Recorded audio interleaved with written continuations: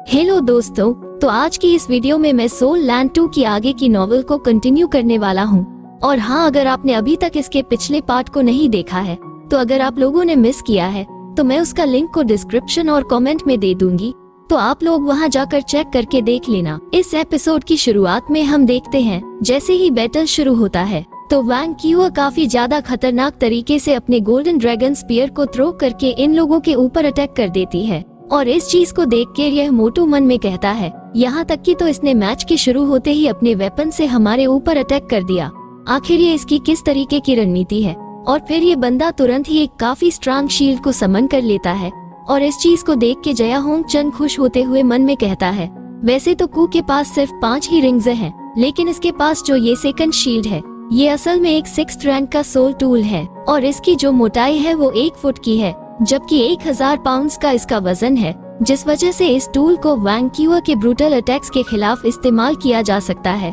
और तभी वांग कीवा चिल्लाते हुए कहती है, सभी लोग मुझे फॉलो करो। और तुरंत ही निंग 10-7 ट्रेजर ग्लेड स्टाइल पगोड़ा को इस्तेमाल करती है, जिससे कि यह इनकी स्पीड डिफेंस पावर को बढ़ा देती है, जिसकी वजह से वांग कीवा की पावर काफी ज्यादा बढ़ जाती है। और जैसे ही वांग कीवा का स्पीयर इस बंदे की शील्ड से टकराता है तो यहाँ पे वाकई में काफी तगड़ा ब्लास्ट होता है। और इस स्पीयर की फोर्स की वजह से इस बंदे को भी पीछे हटना पड़ता है। और युहाओ भी इसकी पावर को देख के काफी हैरान परेशान होते हुए कहता है, आखिर ये इतनी ज्यादा स्ट्रांग कैसे है। जबकि इस तरफ जिंग होंग चन भी काफी ज्यादा हैरान होता है और ही मन में कहता है, आखिर उस जैसी एक छोटी स्पीयर को इतने फोर्स के साथ कैसे फेंक सकती है, ये लड़की तो वाकई में काफी ज्यादा स्ट्रांग है। और तभी हम मैंग होंग चन को देखते हैं जो कि अपनी सारी सोल रिंग्स को रिलीज करते हुए अपने पॉइजन डोमेन को भी चारों तरफ फैला देती है। और इस डोमेन को देख के ऑडियंस भी काफी ज्यादा हैरान होते हैं और कहते हैं कि इसने तो डायरेक्टली आधे से ज्यादा एरिना को निगल लिया है। और सोल एम्परर वास्तव में काफी पावरफुल होते हैं। और तभी हम वांग कीवा को देखते हैं जो कि काफी खतरनाक तरीके से मेहून चैन के पॉइजनस आइस डोमेन के अंदर घुस रही होती है, जबकि वांग कीवा को इसके बिजनेस से कोई भी फर्क नहीं पड़ रहा होता है। और वांग कीवा को अपनी तरफ आता देख मैंग होंगचेंग काफी ज्यादा हैरान होती है। जब वांग कीवा मैंग हंग चन के करीब पहुंच जाती है तो यह वापस से अपने गोल्डन ड्रैगन स्पीयर को तैयार कर लेती है, जबकि ऑडियंस भी काफी हैरान होते हुए कहती है, वांग कीवा के अटैक तो पूरी तरीके से अनस्टॉपेबल है। और तभी वांग कीवा ने अपने गोल्डन ड्रैगन स्पीयर से काफी खतरनाक अटैक मैंग होंग चन के ऊपर कर दिया होता है। और तभी यहाँ पे एक काफी ज्यादा तगड़ा और बड़ा ब्लास्ट होता है, जिसकी फोर्स की वजह से वांग कीवा हवा में उड़ती हुई जाती है। जबकि इस चीज को देखकर ऑडियंस काफी हैरान होती है और कहती है कि आखिर यह क्या हुआ और ऐसा किसने किया। असल में तो उसने वांग कीवा के अटैक को ब्लॉक कर लिया। और तभी हम लेन सियो को देखते हैं जो कि attack type soul master control system का होता है और यह अपने चारों तरफ 9 लुमिनेट को कंट्रोल कर रहा होता है। रिबाउंड सोल टूल इस प्रिंसिपल पे काम करता है, जितनी तुम्हारी स्ट्रेंथ है वो ये दर्शाए कि मैं कितना ज्यादा पावरफुल हूँ, और जितना ताकतवर अटैक तुम मुझ पे करोगी उतने ही ज्यादा ताकतवर अटैक को ये तुम पे ही लौटा देगा। और तुम सभी लोग वांग कीवा को मुझ पर छोड़ दो, बस तुम लोग बाकी लोगों को संभाल लो। और इसे ऐसा करता देख जूतिया रन कहता है, मैं अपनी आंखों के ऊपर विश्वास नहीं कर सकता हूँ। वो वांग कीवा जो कि डोमिनिक फाइटिंग स्टाइल से लड़ती है, उसे असल में लेजियो के द्वारा रोक लिया गया है और ये वाकई में काफी अच्छा कर रहा है। लेकिन ये 9 लुमिनेट क्या है, जिसपे जिंग होंग चन बताता है, असल में 9 लुमिनेट एक तरीके का सोल टूल है। और अगर दूसरे शब्दों में कहा जाए तो आप इसे रिबाउंडिंग रेज की एक और फॉर्म समझ सकते हैं। और ये लेजियो एक rare spiritual system soul master है।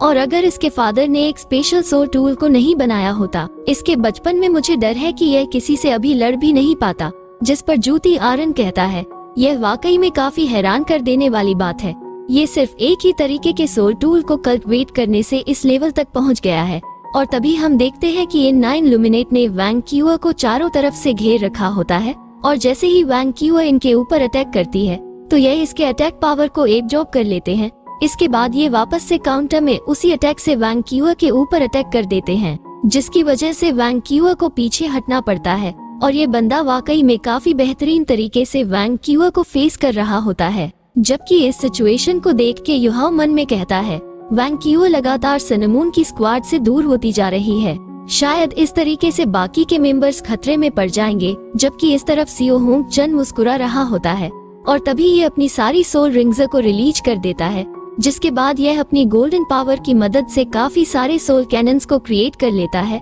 और इनमें से हर एक सोल कैनन काफी ज्यादा ताकतवर और डिस्ट्रक्टिव होता है और इन्हें इस्तेमाल करते हुए जिया होंग चैन कहता है, मैं इन सभी को ही तबाह करके रख दूंगा। और फिर जया हंगन अपने काफी सारे सोल कैनन्स के साथ एक ही साथ अटैक कर देता है और इसके इतने सारे अटैक काफी खतरनाक तरीके से शरक टीम के सभी मेंबर्स के ऊपर पड़ रहे होते हैं, जिनसे लड़ने में शेरक टीम के मेंबर्स को काफी दिक्कत हो रही होती है। और इस चीज को देख के वांग डोंग कहता है, शरक टीम तो कितनी जल्दी सुप्रेस हो गई है, क्या यही असली पावर है सिनेमून स्क्वाड की। जबकि इस तरफ हम मैंग होंग चैन को भी देखते हैं जो कि अपनी पावर को इस्तेमाल कर रही होती है, जबकि दूसरी तरफ ये जो बंदा होता है ये भी अपने सोल कैनन को पूरी तरीके से चार्ज करके तैयार कर लिया होता है अटैक करने के लिए। जबकि जया होंग चन हर एक चीज पे काफी कड़ी निगरानी रख रहा होता है। और तभी जू तारन इससे कहता है, हॉल मास्टर जिंग होंग चैन, आपने तो इन्हें काफी अच्छी तरीके से छिपा रखा था और सच में इन नौजवान लड़कों में तो कुछ तो बात है। जिस पे जिंग होंग चन कहता है, असल में मेरे ग्रैंडसन को ड्रग्स लेने की जरूरत पड़ी थी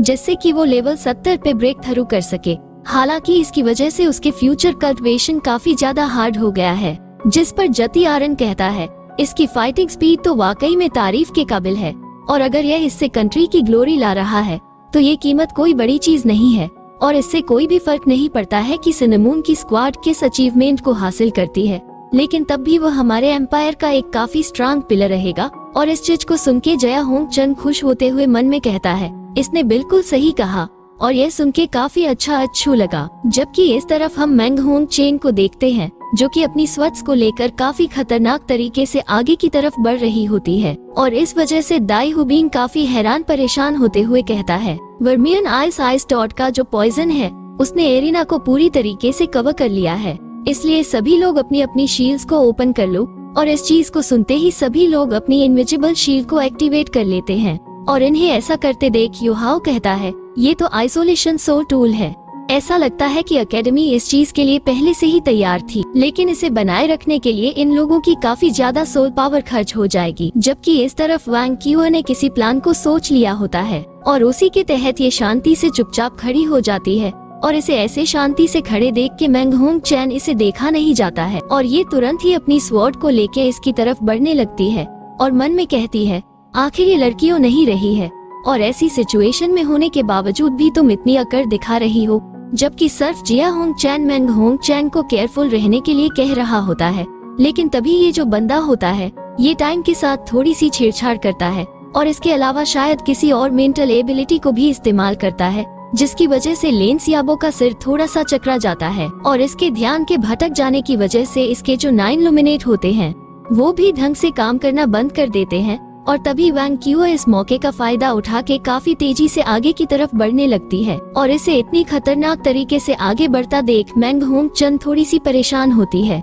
क्योंकि जब मैंग होंग चन अपनी स्वॉर्ड से वांग क्यूओ के ऊपर अटैक कर रही थी तभी वांग क्यूओ ने भी इसके ऊपर अपने गोल्डन ड्रैगन स्पीयर से अटैक कर दिया होता है। और इस चीज को देख के जया होंग चन चिल्लाते हुए कहता है, क्या तुम्हें अपने वेपन की लेंथ भी नहीं पता है क्या। जबकि इस तरफ मैंग होंग चन पीछे हटने के लिए बिल्कुल भी तैयार नहीं होती है और हम इसकी चेस्ट पे एक सोल टूल वेपन को देखते हैं जिसमें से एक काफी पावरफुल लेजर बीम निकलती है जो कि उस स्पीयर से टकरा के उसे रोकने लगती है। और तभी सियो होंग चन काफी हैरान होते हुए कहता है, आखिर इसने क्यों उसके अटैक को डॉज नहीं किया। जबकि इस तरफ हम देखते हैं वांग क्यूओ का अटैक जैसे ही इसे लगने वाला होता है तो ये मिस्टिक आइस रिफ्लेक्शन का इस्तेमाल करके अपने आप को वांका के स्पीयर से बचा ली होती है और ये साइड से वांग क्यूओ के ऊपर अपने स्वॉर्ड से अटैक करते हुए कहती है, भाड़ में जाओ। जबकि इस तरफ जिया होंग चन को इसकी काफी ज्यादा चिंता होती है तो ये चिल्लाते हुए कहता है, मैंग पीछे आ जाओ। जबकि इस तरफ वांग क्यूओ ने भी इसे साइड से अटैक करते हुए देख लिया होता है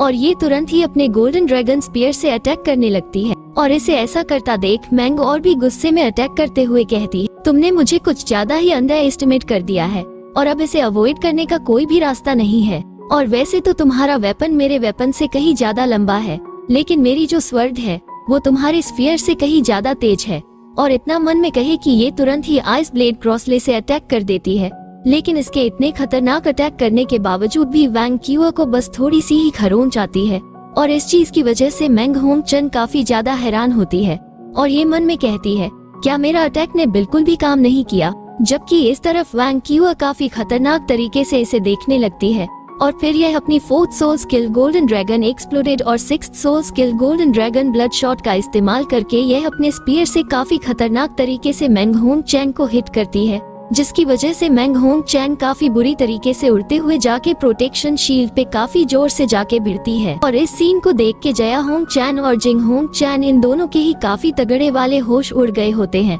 जिसके बाद हम मेंग होंग चैन को देखते हैं जो कि काफी बुरी तरीके से इंजर्ड हो गई होती है और ये खून से भी लथपथ हो गई होती है और ज्यादा खून बहने की वजह से यह बेहोश हो जाती है। और इसकी इतनी बुरी हालत को देख के होंग चैन को काफी ज्यादा गुस्सा आ जाता है और ये तुरंत ही अपने सारे छोटे छोटे सोल कैनन्स को मेल्ट कर देता है और इन सभी को मिला के काफी बड़े और खतरनाक एक सोल कैनन को तैयार कर लेता है। और फिर ये तुरंत ही एक काफी खतरनाक अटैक को रिलीज करता है और इतने खतरनाक सोल कैनन के अटैक को कर देने के बाद ये तुरंत ही यहाँ से भागते हुए जाके अपनी बहन को संभालने लगता है। और हम जिया होंग चैन के इस अटैक को काफी सारे मेंबर्स की तरफ जाते हुए देखते हैं और इस चीज को कि वांग क्यूअर तुरंत ही सभी को केयरफुल रहने के लिए कहती है। लेकिन तभी ये काफी ज्यादा चौंक जाती है जब ये किसी चीज को अपनी तरफ आते हुए नोटिस करती है और ये उसे डॉज कर पाती उससे पहले ही वो चीज इससे हिट कर देती है। और जैसे ये लाइट इसके ऊपर पड़ती है उससे ना ही यहाँ पे ब्लास्ट होता है और ना ही वांग क्यूअर इससे इंजर्ड होती है।